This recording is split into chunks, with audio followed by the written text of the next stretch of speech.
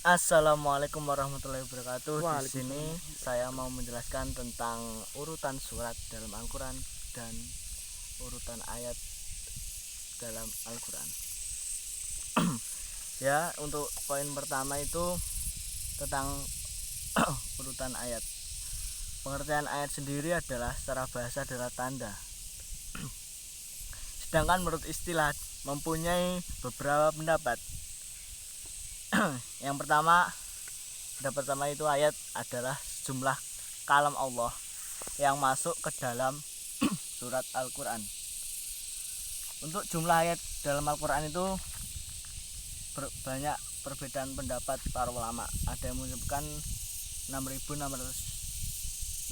ayat, ada yang menyebutkan 6.666, ada juga yang menyebutkan 6.000 dan lain sebagainya.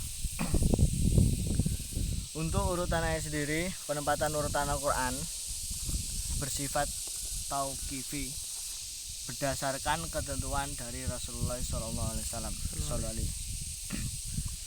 Untuk yang poin yang kedua itu tentang urutan surat dalam Al-Quran. Urutan surat sendiri adalah secara bahasa berarti manzilah atau kedudukan. Sedangkan menurut istilah yaitu kedudukan atau tempat yang tinggi. Sesuai dengan kedudukan Al-Quran, dia diterangkan dari tempat yang tinggi, yaitu Lauhil Mahfuz. Sedangkan menurut istilah surat adalah sejumlah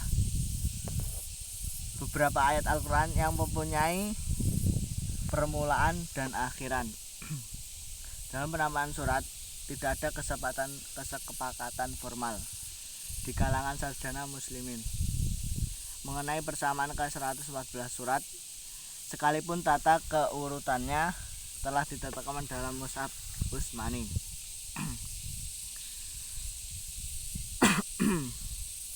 Ya, untuk urutan surat dalam Al-Quran, para ulama berbeda pendapat tentang surat-surat dalam Al-Quran. Yakni yang pertama itu tauqifi dan ditangani langsung oleh Nabi, bagaimana diberitakan oleh malaikat Jibril kepadanya atas perintah Allah. Yang kedua, ijtihad para sahabat. Ternyata ada perbedaan di dalam mushaf mereka. Yang ketiga, bersifat tauqifi dan sebagaimana lainnya berdasarkan ijtihad para sahabat. Untuk yang selanjutnya itu penjelasan ulama mengenai surat Al-Anfal dan At-Taubah. Ada beberapa alasan yang tidak ditulisnya basmalah pada surat Taubah. Yang pertama, kebiasaan orang-orang yang tidak menuliskan basmalah pada surat yang ditujukan untuk pembataan janji. Surat At-Taubah berisikan perintah dan pembatalan janji orang-orang musyrikin karena mereka telah mengingkari janji yang mereka buat. Yang kedua, berkata Utsman bahwa surat Al-Anfal turun lebih dulu, kemudian turun surat At-Taubah. Karena isinya hampir sama, maka Taubah dianggap bagian surat Al-Anfal. Tetapi Utsman kemudian memisahkan dan tidak ditulis basmalah. Pengertian tangkis Al-Quran dan hukum melakukannya. Pengertian tangkis berarti pengurangan. Untuk tangkis Al-Quran, membaca Al-Quran secara tidak teratur, misalnya mencampurkan ayat yang berbeda dalam sholat yang digabungkan. Contohnya membaca ayat yang terbaik, ayat 5, kemudian ayat 4, kemudian ayat 3, kemudian dan seterusnya. Hukum melakukannya, hukumnya haram, tidak diperlukan menurut jumhur ulama. Di antara ulama yang memilih ini adalah Imam Nawawi.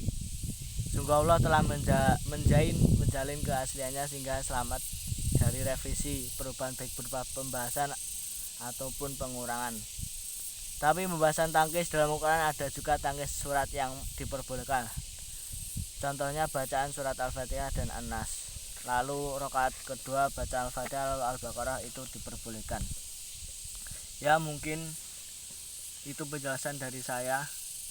Saya pribadi memohon maaf atas sebesar-besarnya atas segala kekurangan yang baik disengaja maupun tidak.